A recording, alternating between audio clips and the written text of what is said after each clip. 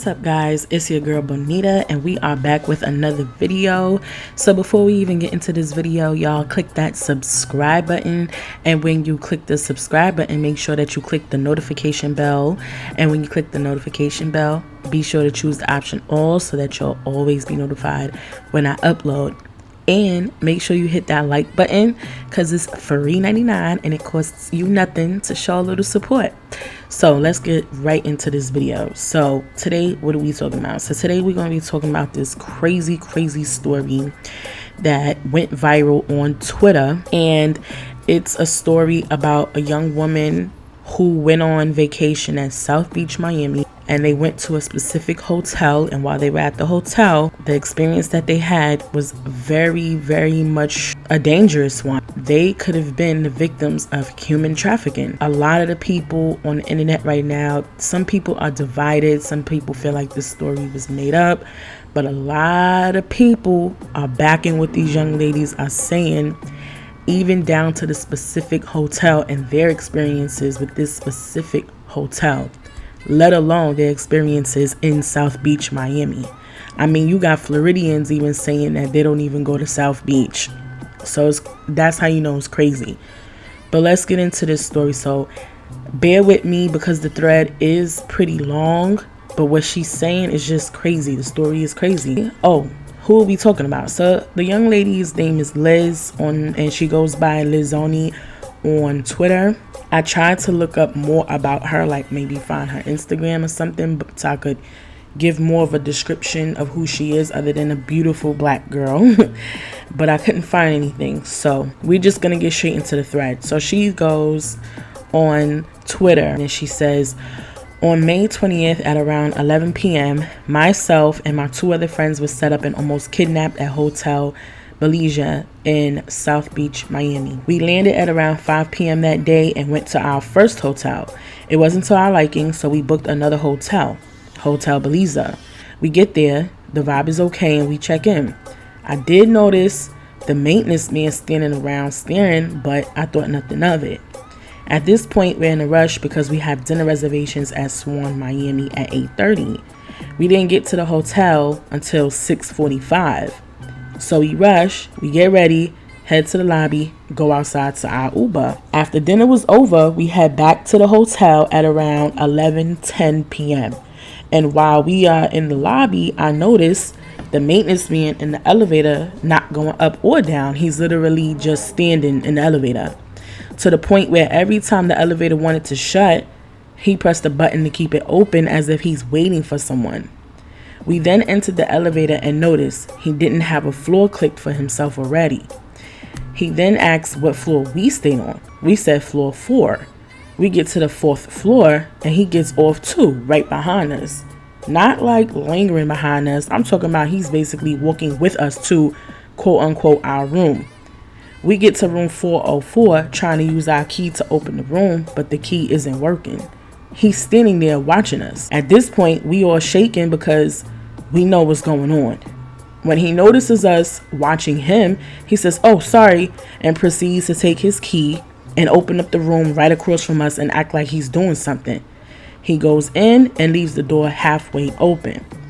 We run to the lobby trying to get help. We tell the man at the front desk that we don't know our room number, and he checks room 404 and sees it's not our room. Only God. We made a mistake. We're at room 304. We quickly make our way to our room, scared for our lives. We contemplated on whether we should tell our family, but we decided not to because it was late and we didn't want to scare them. But I still texted my sister what happened and what hotel we were staying in. At this time, it's 11:30 and we decided we was going to stay in, but go to the liquor store to get some things. My friend had her pepper spray just in case we ran into him again. As we're leaving, my friend leaves her phone to charge and we head out. Now keep in mind what just transpired. I'm the last one to leave the hotel room and I'm paranoid. I took extra precautions to make sure that I shut that door. I even pushed my friend's suitcase back to make sure the suitcase wasn't in the way of me shutting the door. We head out at 11:48 and get to the liquor store. In all of 15 minutes, we are back at the hotel. We're still scared, looking at every corner, every door, every exit. We get on the elevator and get to the 3rd floor and walk towards our room. My friend turns around and says, "Our door is wide open." We run for our lives down those flight of stairs out of the hotel and call Miami police and tell them we in danger to meet us down the block at a different hotel. The time is now 12:12 a.m. I FaceTime my sister to tell her what happened. She calls Miami police from Jersey. They said they'll be there to help us. Not until an hour and a half, the police calls us back and says, "Where are you guys? We're up here in your room." We said, "How in the world did you get there when we told you to meet us somewhere else?" We terrified to even walk back to that hotel. We get there and the man at the front desk gives us this evil look. We get on the elevator and one of the men from the front desk follows us again in the elevator. I'm shaking. He looks to us and says with a smile on his face, "How was your night and did you enjoy it?" We didn't respond. We get off at the 3rd floor and he follows right behind us. I'm the last one off, meaning he's right behind me.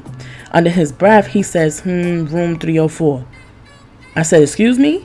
He said, room 304. Hi, editing me here. So I just noticed too how it says that the police was like, "Oh, be up here in your room." Just like she said, how are you at the room if they told y'all to meet them down the block? I'm not understanding that. If somebody called the police, "I need the police at this address," and the police goes to a whole nother address that you didn't even give to them, it's giving very much they already knew what was going on. It's giving very much they knew beforehand, because how did they know their room? How did they know which hotel they was at if the girls didn't tell them? And you want to know what's crazy too? Their room is 304. If they're being human trafficked and they're being sold for sex, what do we give girls nicknames for girls who sell sex? Hoes. What's another word for a hoe? A 304. Crazy how that's the room that was assigned to them. I'm just now realizing that, but okay, let's jump back into this. In my head, I think, yeah, we're about to get set up. We walk to our room and the police is there. So we asked them, how did they find our room door? She says they found the door slightly cracked open, stuck on the suitcase. Oh my God. They asked us to look around if anything is missing. Nothing is missing, of course. The officer then tried to give us a million different scenarios of how our room door was left open. She tried to leave the room door open, and every time she did, the door shut closed. Y'all know how heavy hotel doors are. Even if I accidentally left it open, the door is so heavy that it shuts closed. She tries her hardest not to make this door shut, and then finally it didn't shut.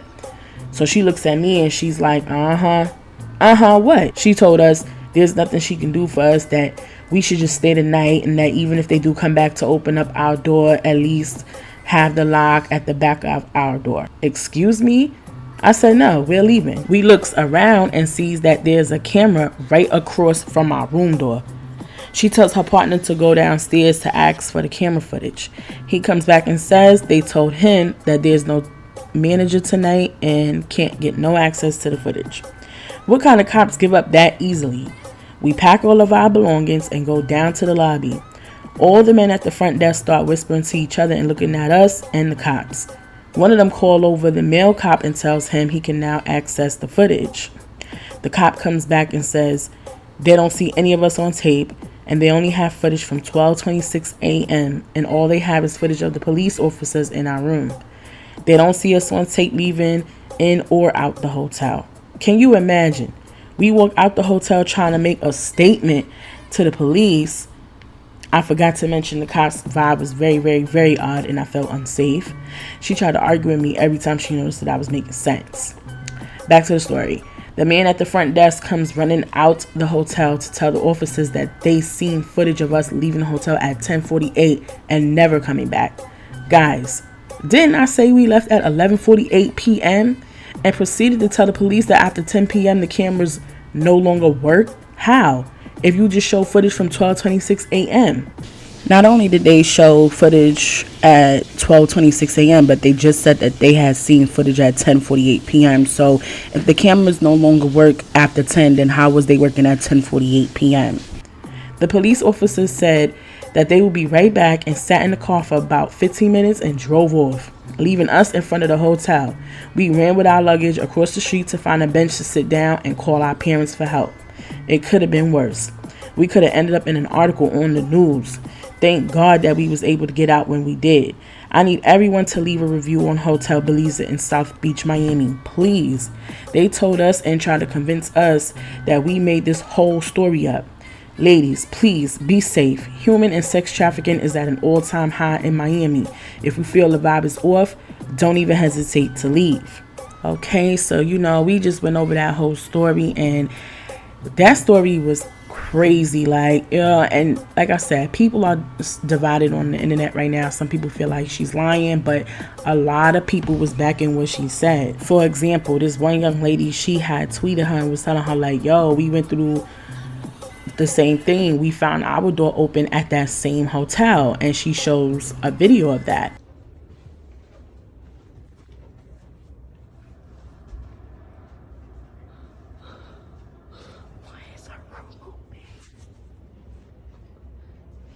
I'm not really sure what happened to the audio here, but it's missing. But pretty much they going inside of the room right here. You can see them, cautiously entering the room. And at this point, the young lady who's recording, she's like, hello, like she's trying to see if anybody is in the room, because they came back and found that their room door was open. So they're walking through the room, they're walking through different rooms, they're trying to see, and she was being very cautious. And she was a little bit drunk, so in the video she's like cursing up a storm, like, what the fuck, and they was just trying to figure it out, like, yo, why the fuck was our room open, like, who's in here? And at one point she even started going ham, like, I ain't fucking playing, whoever the fuck is in here, bitch, don't play with me, I'll fucking kill you, pretty much trying to show, like, if somebody is in here, like, we gonna fucking jump you, like, there's a couple of us right here, don't even fucking play with me, type shit. So that's creepy and that's crazy. Like, they really came back and found their room door open to the point that they gotta walk around the room and see, like, is anybody in here? Someone had replied to the girl that uploaded the video when they found their hotel room door open in that same hotel. Somebody said, that's so scary. What if these people wait on y'all, stab y'all with drugs as soon as y'all come in? I'm sorry, but I just wouldn't been going inside. And the girl responded, she was like, yeah, it definitely wasn't smart. I do not drink alcohol anymore, partially for that reason. I chose to be sober that same month, a couple weeks later. That's probably like a signal for traffickers. And Liz, she had added a video of her and her girls in the elevator with the maintenance man standing behind them. He's like in the corner, like smushed in the back in the corner, like he's just loving looking at these ladies. But he was looking up, though. He was looking up, but you could tell he was in the elevator with these ladies, like, yeah, cha-ching. And people even went on to the Google reviews underneath the hotel, and they left horrible reviews about the hotel. But I seen someone say that if there's a barrage of reviews coming in at one time, then Google will start to delete those reviews. So somebody else was on here who said, if you're visiting Miami, I highly recommend you get Airbnbs and hotels in Miami Gardens, Biscayne, North Miami, Country Club, Aventura, Hollywood area. Stay in the dominant areas of people of color, please. It's too much shit going on, especially for women's safety. Ladies, when you visit Florida, please do not stay in South Beach. Please know that the cops are not there to help you.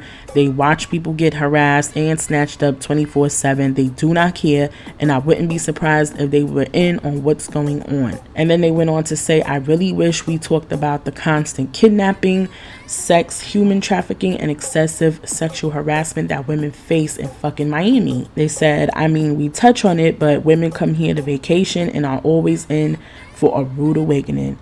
Even in broad daylight, nobody helps you. Somebody else said, bruh, I just left from Miami. My own homegirl that we brought with us tried to set us up to go on this strange man's houseboat.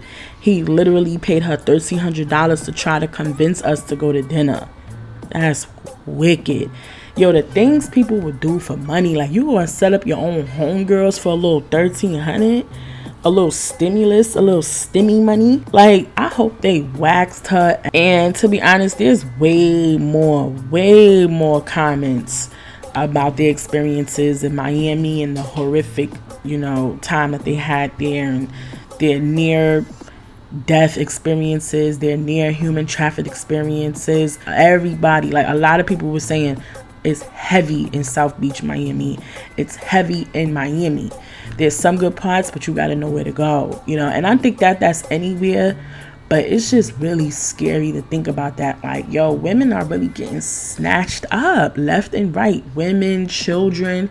Listen, stay vigilant out here. Stay protected, you know, depending on where you at. Like, you know, I mentioned a lot, I'm from New York City, so if you don't know by now you know, I'm from New York City. It's crazy how out here it's but so much you could do. If you protect yourself to a certain extent, you could be the one getting in trouble and going to jail too. Whatever you can do to try to protect yourself, even like, and this is something I would do. I just seen a young lady who said, I remember being at a hotel and somebody did that to me too. Like somebody was being weird and creepy with me too, and guess what? I said it real loud and clear. I don't play that sex trafficking shit. And she said she ain't had no problems after that. Sometimes you got to get like that. Sometimes you got to get bucked. Sometimes you got to get obnoxious because that's the only language some people understand. You got to let them know, listen, I'm not scared of you, motherfucker. You won't make no victim out of me, period. Sometimes that's how you got to get. Like, you know, get real. And whoever said that, she probably was from New York because that's some shit us New York bitches would do. Like, what? I wish the fuck, bitch, don't play with me. Like, I'll throw your ass in traffic before you think you trafficking me. You know, that's, you know, I'm not trying to make light of the situation, but I'm just saying, like, you know, it's very scary out here. It's a scary time.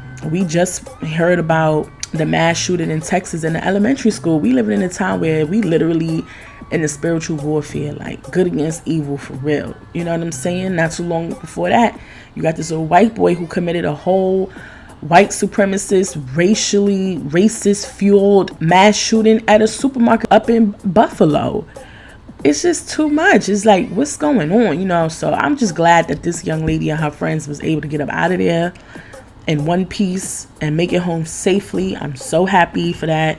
You know, I'm so happy that it didn't turn out any other way. And just stay safe.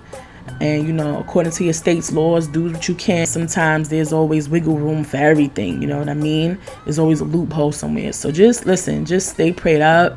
Keep your highest powers with you. But also stay dangerous. You feel me? Don't let nobody catch you slipping out here. And that's going to conclude this video for today. It's your girl Bonita. You know, listen, don't forget, subscribe to my channel and hit that notification bell. When you hit the bell, click all so that you'll always be notified when I upload a video. Make sure that you hit that like button and follow me on social media. I am on Instagram and I am on Twitter. So I'm going to talk to you guys later. Mwah.